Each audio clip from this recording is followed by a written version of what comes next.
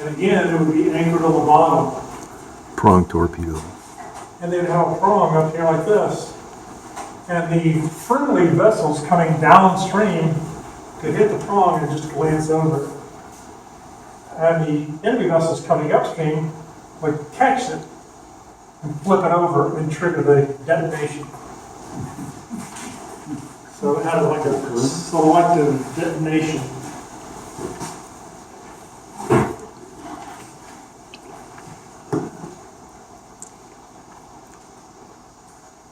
Frame torpedo, and there's two different types of frame torpedo where they were anchored to the bottom and they were just below the surface. So that as the ship came up, they had 1, 2, 3, 4 chances of detonation.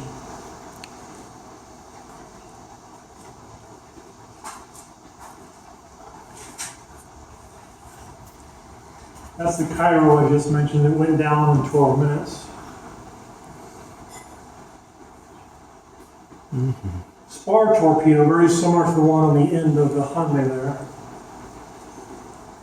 And you can see it's got multiple detonation pods on it. Now that's an electric torpedo. There was an instance, May 6, 1864 was the first instance where an enemy ship was sank by an electric torpedo. The Confederates had placed that out in the river and sank the USS Commodore Jones with that. They captured 2 of the sailors in the torpedo service. Benjamin Butler captured them, well, his forces did. They turned these 2 guys over to the United States Navy and said, see if these guys can be of use to you. If not, hang them. So they had to go upriver through the torpedo field.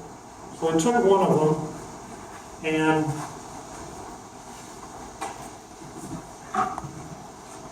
most of you know that the front end of any ship is called the bow. But this edge right here is called the cutwater. So what they did to the sailor, they tied him arms and legs to the front of the cutwater of the vessel and said, now if you see any torpedoes, you be sure and let us know, won't you? And it worked. And they got the torpedoes out of the water.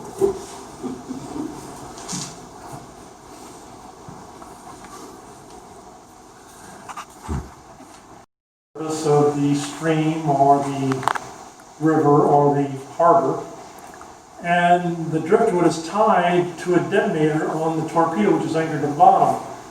So if an enemy vessel comes upriver and sees the driftwood, it's driftwood, nothing to worry about until you snag it on your propeller or move it with your bow or something like that, snag it in some way, then it'll pull the string and detonate the torpedo.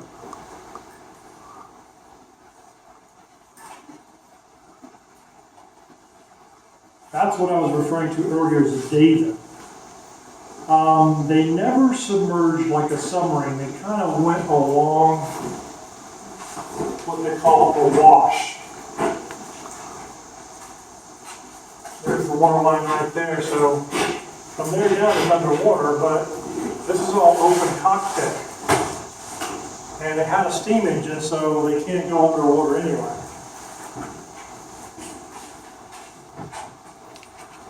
There was one instance, let's see, they had Lieutenant W.T. Glassell was placed in command of a David. And they were going after the new Ironsides, which was a very formidable enemy ship. It had iron plating on the side of it so that just a cannonball hitting it probably wouldn't phase it a whole lot.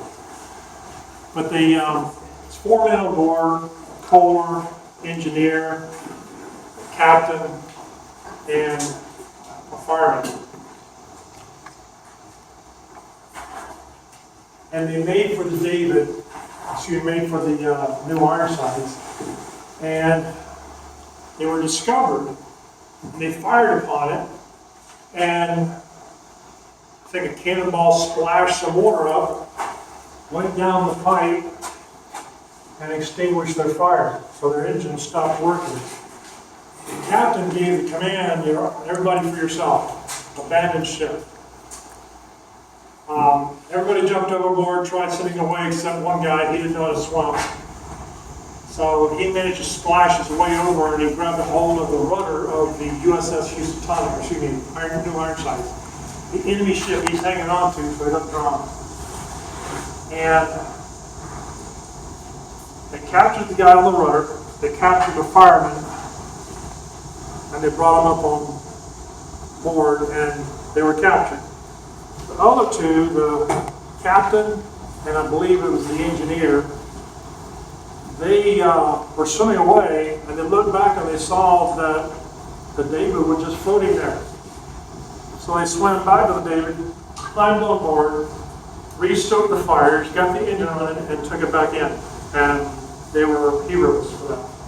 The other two were taken into prisoners, and they finally got traded later on. They got promotions after the fact, but came very close to hitting the New Ironsides.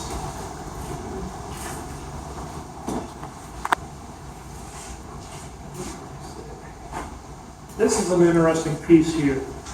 The coal torpedo. They took a block of cast iron, they hollowed it out, put gunpowder in it, some kind of a fuse or blasting cap or something, and they put coal dust all over to make it look like a lump of coal.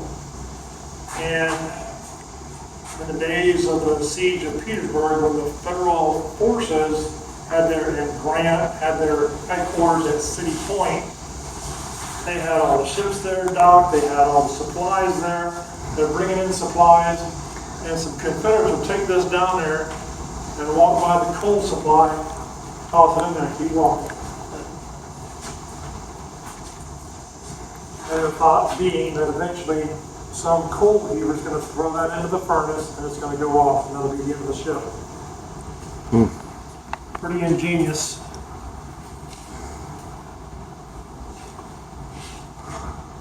And this one is called a clockwork torpedo, which is another instance at City Point where this is a clock. It's set to detonate with a certain charge of gunpowder in it.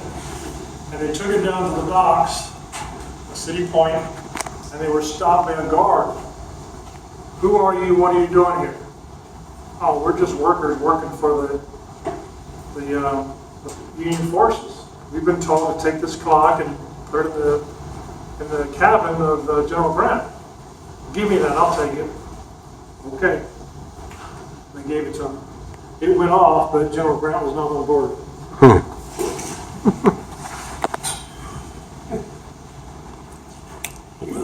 Buoyant torpedo, they're all pretty much anchored to the ground because they're all pretty well buoyant. I mean, that one's wood. That one probably had a little bit of air in it or something from when they filled it. So they just anchored them just below the surface and bow tied.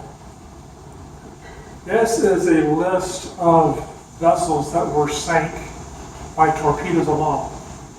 And if you can look at that list, I think there's 4 or 5 that were in the St. Johns River here in Florida.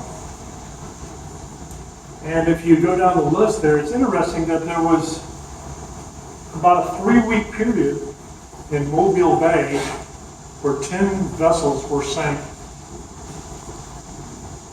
Wow. In a very short time.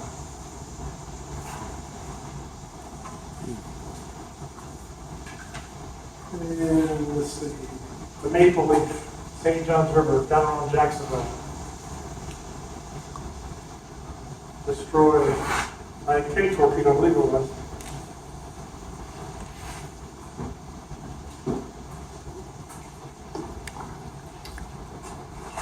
I believe that's my last slide.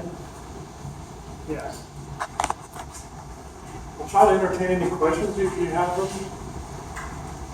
Here's So they're there, snorkels. yeah, so they put them up. I don't know if they used them that much. I don't know if it's because they weren't as efficient as they'd hoped. But I think that's what it's designed for. When you're going just below the surface, you could raise these up and still breathe for a while. Yeah. That's what I thought, but I didn't. And I think these were skylights. There was one instance where they had someone take over as a new crew. It might have been Mr. Hunley. And he got these jammed in the down position. And that thing went right down into the sand and stuck there. And they all perished. Because they had pumps inside to expel water. And this down here, this was a big old lead plate that if they needed to rise quickly, they could turn a wrench and jettison this and they should pop up. But when they perished, it was dark, they couldn't find the wrench. Whatever their reason, they never did let loose. How many people were pumping the, whatever that crankshaft was? Yeah, There was 8 and the captain was up front. so 9 people total? 9 total. Okay. Yes. They were found, where the bodies were found, they weren't acting like people in a panic would automatically do, Yeah. try to scramble out of a sinking ship. They're all sitting at their posts, so they must have, the only thing I could think of is they settled to the bottom and they were trying to rest, and they carbon Well, they monoxide got them. actually trained for that. Yeah, One of their excursions, they had sank twice and the crews were killed. But another time they were out there and said, okay, we're going to go to the bottom, we're going to sit on the bottom, and we're going to sit how long we can stay here. They had a candle burning. all those hours are going out to the And when the ship. candle burns out, then we know the oxygen's gone. Yeah. And they sat down there for so long that the sun went down, the moon came up, and all the people on shore at the wharf just had lost enough crew. And they went home. And then they waited and waited and waited and waited, and finally couldn't take anymore. Says, okay, let's raise this thing. And they got to the surface and rowed it back and scared a lot of people. Ghosts. Quick question about the Hunley. How many successful missions did it? Just the one. Just the one. That was its first successful mission, and it went down. But they had other It was only a few years ago they found it. subs. 2000 or something like that. And Is that the only sub they had? They had some others. But like, could they reload them? Like, say one with that Spar, reload the powder keg? Yeah, except they never used it until the Houston Tonic. I don't know that they would have used a loaded torpedo just for practice. A little bit more dangerous than is necessary. Sure. But it was sort of like a one deal. Yeah, it's Once in they and out. shot, they were gone. You don't get a second chance. I got you. You were asking if they had others. This is Yes. the predecessor to the Humvee. That's the Humvee. This is the Pioneer. If you look at the top shelf over there, that soldier standing, that's the Pioneer, that model. The top model is the Pioneer. Oh, okay. Take a look at that later. Now this one here, that's a replica, that's not the real Pioneer, that's a replica. I think they told me it's about 10% smaller than the actual one. But they look like they did a very good job with it. I'm trying to get some pictures to show how crudely Thank you. it was operating. That's the rudder mechanism to steer with. And one of the access ports where the men would go down into it. And you can see right there, that's the torpedo. Which I'm not sure how it worked. I believe it was buoyant. And once they submerged, it would float and be drugged by a line.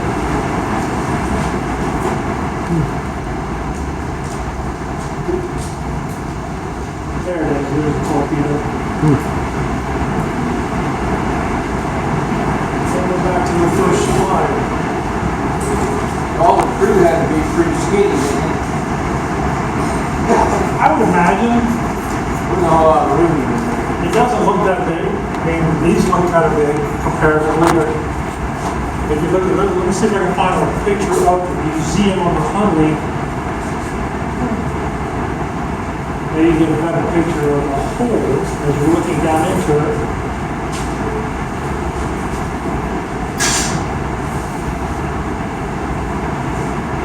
Yeah, you can see the hole that they would actually go down into. That doesn't look too bad. If you figure two hands right there, that's maybe a body of it. That doesn't look too bad. Well, that's just claustrophobic.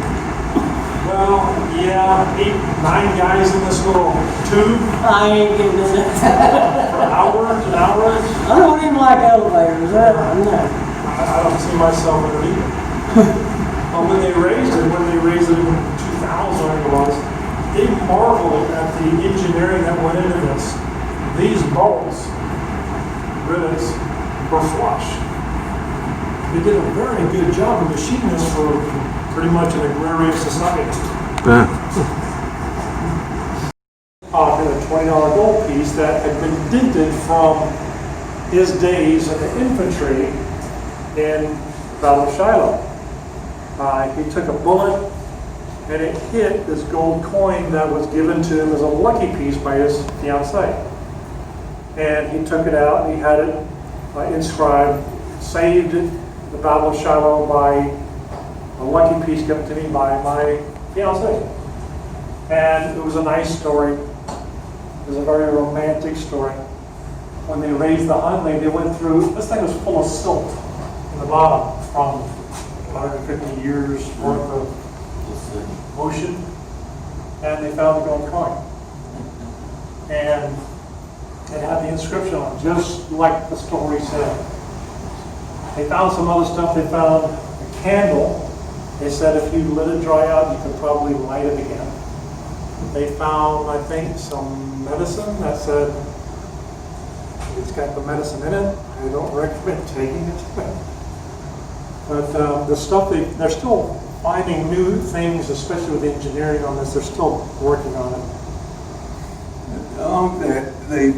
I lived in our house. We lived on a farm that's owned by a family of doctors, and the old man of it was a collector of Civil War memorabilia, and he had a medical kit from Pfizer. It still had the medicine in the bottles, and it hadn't been opened since the Civil War. It was full. And so Dr. Tate was ill and she was retiring. They called Pfizer. Are you interested? We won't sell it to you, we won't give it to you, but we'll loan it to you. They said, fine. They sent an executive over to Dunkirk, Indiana, and showed him a ticket that they had, bought a ticket on the return flight so he could set it in the seat next to him. Wow. And they were amazed at the accuracy of the medication, and that medication had been safe for 100 years, and they could see the deteriorations of the medicine, and they wanted to open the bottles and to work with the medication. And they were surprised how everything worked. Well, a lot of the stuff, I don't know if that was specifically for the Navy, but some of the stuff that was made specifically for the Navy was designed to withstand the elements. Yeah. Because you're around the water all the time, and humidity. And there was a story a few years ago where a fellow his hobby was to collect Civil War cannonballs and shells and stuff like that. And he knew his way around them fairly well. And he could diffuse them and make museum displays out of them. Well, he came across a Navy shell. And those things are designed to be oblivious to weather. And he was tinkering around with it like it was an artillery shell, and it went off. Yeah. Because he was expecting it to be inert, and it wasn't. Well, it had a bleeder. They would bleed people back in those days, and if you put it on where you're going to bleed, and there's a little button, and you push that button, and it had a bunch of knives, and they would go down like 1/8 of an inch in your arm, And go, boom, like that thing was still working. Now, I didn't put it on my arm, but I fired it. Anybody else?